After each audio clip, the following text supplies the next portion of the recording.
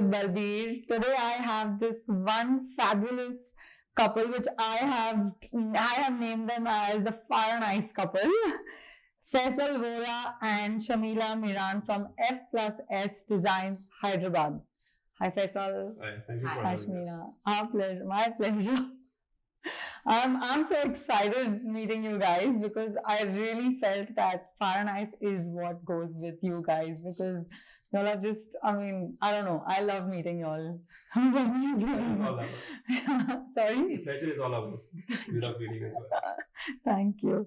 So, before we begin, do you want to say something? About us? Yeah, sure. Would love to hear something. Well, I guess you have been right in part about the fire and ice part. Yeah. Okay. The ice Yeah, being that's Shamila, nice. probably. Of course. I would, if it was just you in the interview, be like, just fireball. I would have said that. Yeah. But So we take different roles in different places. So I think it would be the other way around at home. I'd probably be fire over there and he'd be ice. Because I just feel He's like always cooling off. So yeah. yeah.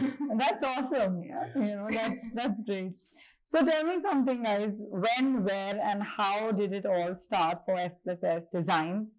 And who has been your biggest influence? Wow. Okay. So it actually started all in Bangalore. Okay.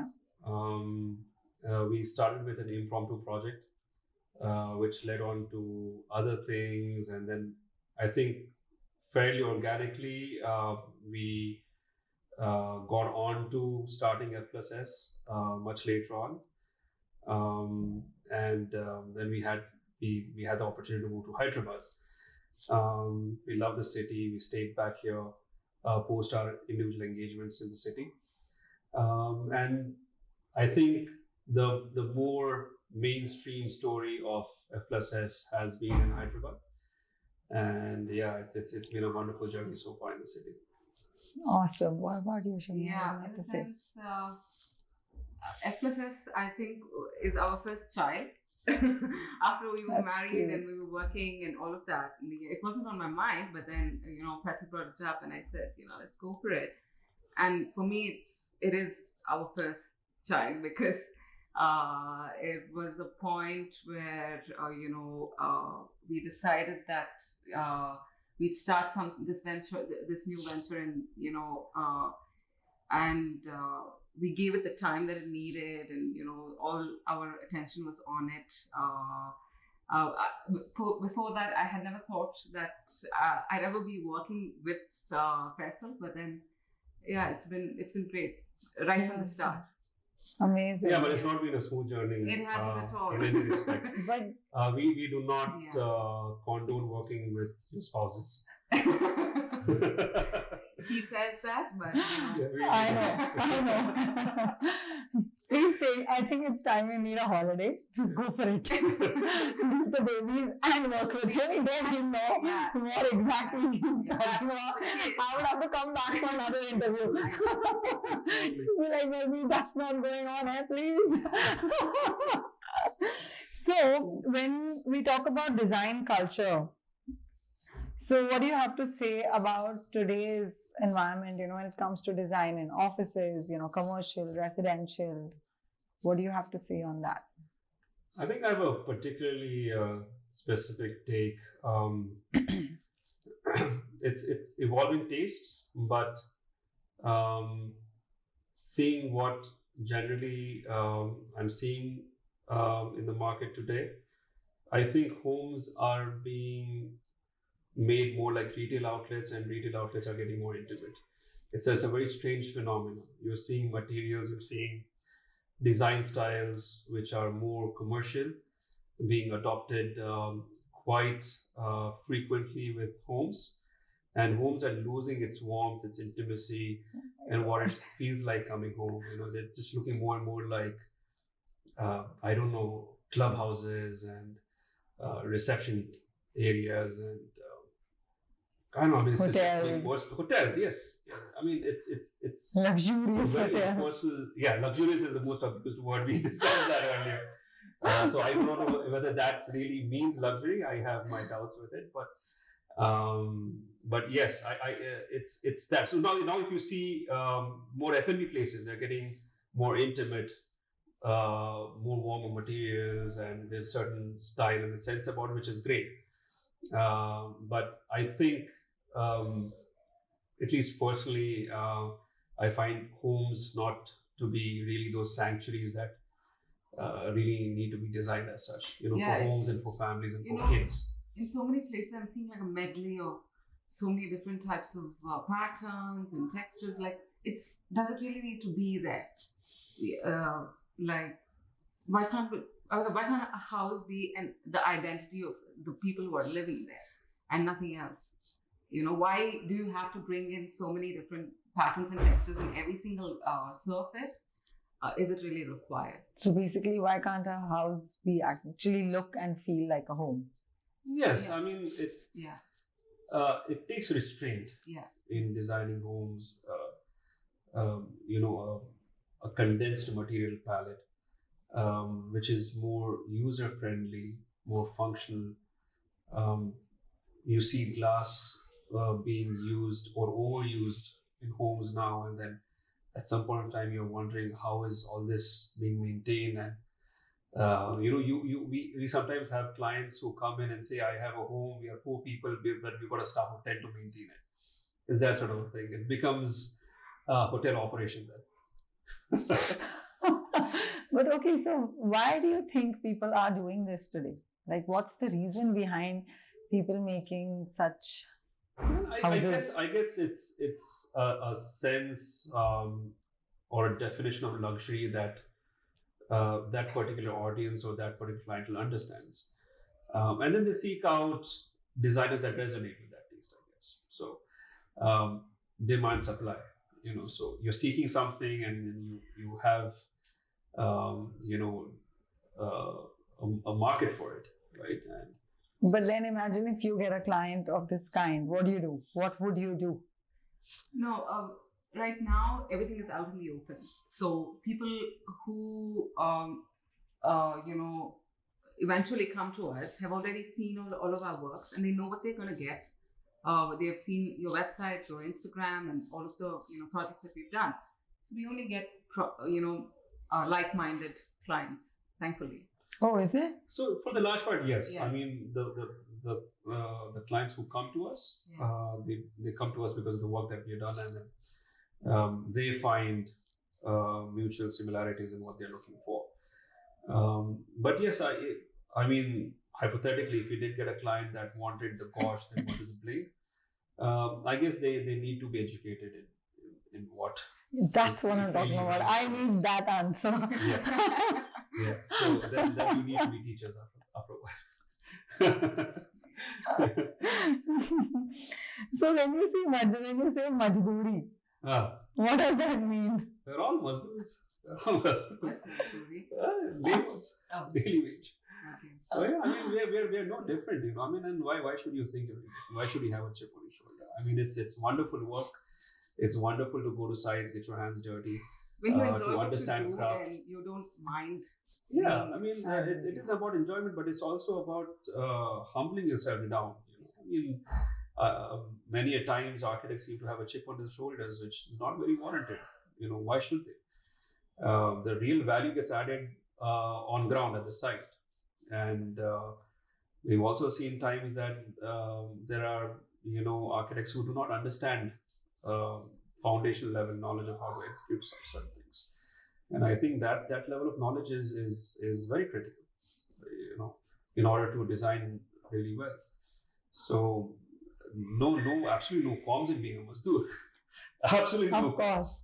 It all starts like, that's the beginning, that's the foundation. Yeah. At the end of the day, without them, yes. Yeah. It just but can't then, happen. But then architects are Mazdoors for a much more longer life cycle. So we have Mazdoors in the studio, on the site, and the post completion, on the shoots, we are Mazdoors, we are like cleaning things, we're setting always available. So yeah. So it's a much more longer life cycle. Definitely. So which is your favorite sport, Shamila? Favorite sport? I'm not as much into sports as I am into working out. Okay, hobbies. A hobby, I like anything to do with art. I make paintings of my own, Wow. sketches and all of these things. And Yeah. yeah, to continue what I was saying, I really love working out as well. Okay. Yeah. Lovely. That's awesome. So you go to the gym or you have like Yes. Pilates or I work out right now because I have 2 kids and things. It's become a little more difficult to go to the gym, but I do work out at home. okay. So Yeah. weights Yes. basically. Awesome. What about you? What's your favorite sport, hobby? Sleeping at this point. If I get a good night's sleep, I think that's my critical अब one. मजदूर लोग को बस नींद वही मजदूर को नींद ही चाहिए. बट उनको भी मिल जाती है इतनी मजबूरी होती है वो नींद आ ही जाती है Yeah. So a good night's sleep is luxury in the real sense, I guess. I get it. No, but do you have any favorite sport? Like I heard you saying kickboxing, so I asked. Yes, I really enjoy Muay Thai. I used to practice it a couple of years ago when I was in Bangalore. Unfortunately, I don't get the bandwidth to do it now, and I would love to get back to it at some point. I think Muay Thai, that specific martial art, is something that I really enjoy doing. No, I think It's a full-on contact sport. but I feel it definitely is something because you really have like at this time of the day your adrenaline rush is next level. So you definitely need to And then restart you have there. to take on the badass plans on somebody, right? And that's the best thing to take it out on because there's no retaliation. It's only results. Yeah, you should have an architects club for Muay Thai. We just be beating each other up. He likes working out in the evening, so this is the time. Yeah. I'm a night owl, so Yeah. Okay. I'm at my peak in the nights. Uh-huh. I'm not much of a morning person. Okay. Great. So Bombay or Delhi? Bombay or Delhi, both for different reasons. Okay. But push comes to shove, it will always be Bombay because Bombay's got sea. Okay. Okay. What about you? Bombay or I Delhi? love the vibe in Bombay. Yeah. Delhi, I don't know. I've been there, but maybe I haven't spent enough time to love it. So how's working in Bombay? Oh, Bombay working is very different. I think the culture in Bombay is a departure from most cities. Truly. I would say Calcutta and Bombay are at opposing ends. Calcutta will not work easily. Very laid back. But Bombay has real value for time, I think. And Bombay is one city where the contractors and the PMCs are pushing the architects for drawings and to move things along on the site, and it's very quick paced. And I think I really respect the way Bombay works. It's just ingrained in the culture of Bombay. You can't escape it. Sometimes it becomes difficult, honestly, for people who are practicing from outside who are doing projects in Bombay. Sometimes it could be a revelation, but it's absolutely a joy to work in Bombay. You go through projects very fast, but clients any day Hyderabad, very non-fussy. Okay. And they buy stuff when you ask them to buy stuff. Okay. They don't over-intellectualize a project. So one city anywhere in the world where you would like to work and you Where are would I like to inspired work? by. Yeah, like given Do a an project. do a project. I mean, in a sense, the first, because of the proximity and obviously the cultural exchange, the first answer is going to be Dubai. I knew that. Yeah, obviously. But I think if we had a choice and we had to choose between projects in different cities, it'd probably be I think Milan or New York. Yeah. New York, yes, Yeah. New York. Wow. Yeah, I totally see ourselves doing maybe an apartment in Manhattan. Yeah, probably. Wow. Yeah, Because it also vibes with our taste. yeah. It's what we design like intuitively as a studio. Okay. So yeah. Awesome. Wishing you all So the those best. days are much more easier for us to understand. I'm looking forward to hearing and seeing on your page hopefully sometime soon. Yeah, we're getting a very interesting project up now. It's called Regency. Uh-huh. So Yes. we're gonna start publishing it now That's in Hyderabad. in Hyderabad. Okay. So I was asking you which are your favorite to work with? Commercial, residential. You like working in hotels. What is your favorite bit like? I think me and Shamila have very consciously stayed away from getting pigeonholed. Okay. We've always had a mix of F&B, retail, and residentials. We like a good Throughout the year. challenge, so something that just Yeah. keeps us on our toes is always good. It helps the intellectual growth of a firm. Okay. So we avoid doing all residences through the year, or a specific genre or a typology of a project. But I think that Shabila enjoys a lot more of F&B. I don't like it that much. I like I more just of like it residences. because of the pace. Like you're in there and then out of it like in no time compared to a residence. I which takes like much residences a lot more. Okay, you do. So, which is other than Regency, you said? The Regency. Yes. Regency. So that is a restaurant or hotel? That's a residence. Residence. Oh, okay. So it's like a building or something, or someone's. It's a big apartment. It's a single floor apartment. Okay. Like Williams. Ah, okay. Yeah. Nice. So let's talk on your favorite topic, Which is? luxury. Oh my goodness. A quick one. Absolutely. Let's see what you have. No, it's just I want to talk about luxury. Tell me something that Say you something about that. love about luxury. I hate everything about it. Okay, got it. I hate that word. I think it's an abused word. Everybody has their own definition and a connotation and understanding of it. I agree. I mean, What do you foresee when Huh? it comes to luxury? What do you foresee in luxury? what do I foresee? See, I mean, luxury for us isn't necessarily a certain ticket of a project or certain material palette. It's the overall experience, the well-being that we develop for a client. Luxury for me today would be having an amazing amount of green spaces and interactive gardens in the houses that we design and we build. Good, meaningful places to collaborate with people, whether those are offices and stuff. So I think luxury is starting to mean a lot of different hues now, depending on who you're asking, really.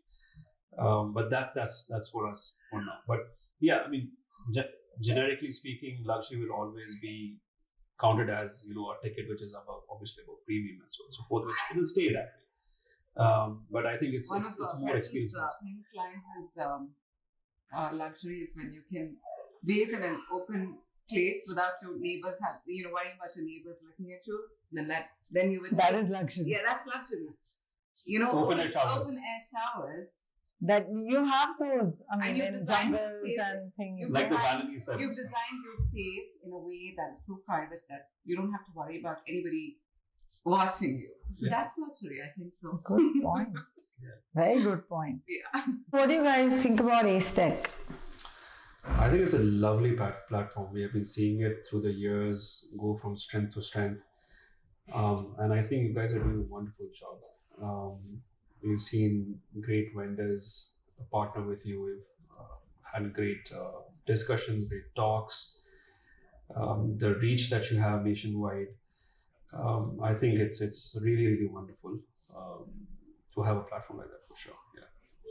Yeah, I think one of the earliest memories I have of Ace Tech is when my father used to take me when I was still studying or something, because he wanted me to be exposed to. She's basically saying you're very old. I'm not old. Thing. Ace Tech is Ace old. Ace Tech.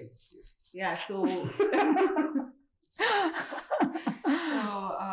so it's stood the test of time, which is speaks about the strength of Ace Tech, and it's great to be a part of it now. From back in the day when I used to go and visit, it's wonderful to be speaking in an interview for Ace Tech now. Awesome. Life comes to a full circle. I know. Yeah. I mean, So thank you so much, guys. I Yeah. really enjoyed this session with you guys, and I hope you all enjoyed it too. Absolutely. Absolutely. Thank you so much. My pleasure. Thank you, everyone. Thanks for watching.